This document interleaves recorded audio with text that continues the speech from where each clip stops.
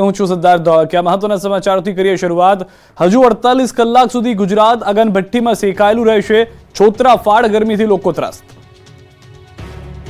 ધગધગતી ગરમી સાથે ઉનાળાનો ધમાકેદાર પ્રારંભ થયો। ઉનાળાની શરૂઆત જ ગરમા ગરમ થતા ગુજરાત જાણે અગનભઠ્ઠીમાં શેકાયું। 16 પહેલા જ ગરમી 40 ડિગ્રીને પાર પહોંચી ગઈ। સૂર્યદેવ કોપાયમાન થતા લોકો પરસેવે રેબઝેબ થઈ ગયા। રાજ્યના 8 શહેરમાં તાપમાનનો પારો 40 ડિગ્રીને પાર પહોંચી ગયો। 42 ડિગ્રી તાપમાન સાથે ભુજ સૌથી ગરમ શહેર રહ્યું, તો સુરતે અમદાવાદની સાઈડ કાપી। સુરતમાં 41.8 ડિગ્રી તાપમાન, રાજકોટમાં 41.7 ડિગ્રી, ડાંગમાં 41.6 ડિગ્રી, અમદાવાદ અને ગાંધીનગરમાં 40.4, નલિયામાં 40.2 અને વડોદરામાં 39.8 ડિગ્રી તાપમાન નોંધાયું। હજુ 48 કલાક સુધી ગુજરાત અગનભઠ્ઠીમાં શેકાયેલું રહેશે। હવામાન વિભાગે આગાહી કરી છે કે ઉત્તર પૂર્વથી પૂર્વના પવન ફૂંકાતા 48 કલાક સુધી ગરમી ભૂક્કા બોલાવશે। રાજ્યમાં સામાન્ય કરતાં 5 થી 8 ડિગ્રી તાપમાન ઉચકાશે, એટલે હીટ વેવની આગાહી કરી છે। રાજ્યના કેટલાક ભાગોમાં સિવિયર હીટ વેવનું એલર્ટ આપ્યું છે। રાજ્યના 7 જિલ્લાઓમાં ગરમીનું રેડ એલર્ટ, રાજ્યના 6 જિલ્લાઓમાં ગરમીનું ઓરેન્જ એલર્ટ, રાજ્યના 5 જિલ્લાઓમાં ગરમીનું યલો એલર્ટ અપાયું છે। 2 દિવસ બાદ લોકોને ગરમીથી આંશિક રાહત મળશે, તો આખરી ગરમીને લઈને અમદાવાદ સિવિલ હોસ્પિટલ પણ એલર્ટ થઈ ગઈ છે। હીટ સ્ટ્રોકને લઈને અગાઉથી વ્યવસ્થા કરી લેવાઈ છે। બીજી તરફ સ્કૂલ બોર્ડ શાળાના સમયમાં ફેરફાર કરી ચૂકી છે।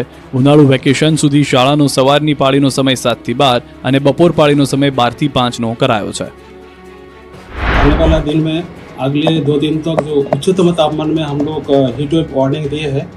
पहला दिन जो है 11 तारीख जो है आज का सीवियर हीट वेव के लिए सौराष्ट्र का बोथ गुजरात रीजन दोनों के लिए दिया गया है।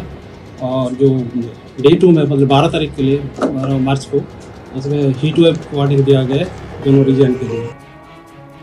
વડોદરા અમદાવાદ એક્સપ્રેસ હાઈવે પર નડિયાદ નજીક કેમિકલ ભરેલી ટેન્કર અચાનક રેલિંગ તોડીને ઊંડા ખાડામાં પડી ગઈ હતી। ટેન્કર પડતાની સાથે જ મોટો બ્લાસ્ટ થયો હતો। બ્લાસ્ટને કારણે કેમિકલ લીક થયું હતું અને ધુમાડાના ગોટે ગોટા ઉડ્યા હતા। આ ધુમાડો 2 કિલોમીટર દૂરથી જોઈ શકાતો હતો। અકસ્માતની જાણ થતાં જ ફાયર બ્રિગેડ, પોલીસ અને હાઈવે ઇમરજન્સી પેટ્રોલિંગની ટીમ તાત્કાલિક ઘટના સ્થળે પહોંચી ગઈ હતી। ફાયર બ્રિગેડની ટીમે પાણીનો મારો ચલાવીને પરિસ્થિતિને કાબૂમાં લેવાનો પ્રયાસ કર્યો હતો। અકસ્માતમાં ટેન્કર ચાલકની ઇજાઓ થઈ હતી, તેને તાત્કાલિક બહાર કાઢીને નડિયાદ સિવિલ હોસ્પિટલમાં સારવાર માટે ખસેડવામાં આવ્યો છે।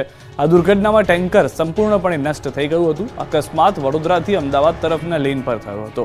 આ ઘટનાને કારણે હાઈવે પર ભારે અફરાતફરી પણ મચી ગઈ હતી।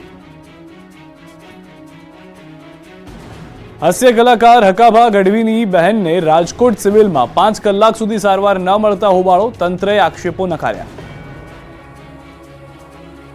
હોસ્પિટલમાં હાસ્ય કલાકાર હકાભા ગઢવીને કડવો અનુભવ થયો। તેમના બહેનને કલાકો સુધી હોસ્પિટલમાં સારવાર ન મળતા સિવિલ હોસ્પિટલમાં લાલિયાવાડી ચાલતી હોવાનો આક્ષેપ કર્યો। સરકારી હોસ્પિટલની પોલ ખોલી આરોગ્ય મંત્રીને કાર્યવાહી કરવા માંગ કરી। સમગ્ર ઘટનાની વાત કરીએ તો 15 દિવસ અગાઉ અકસ્માતમાં હકાભાના બહેનને બ્રેન હેમરેજ થયું હતું। સારવાર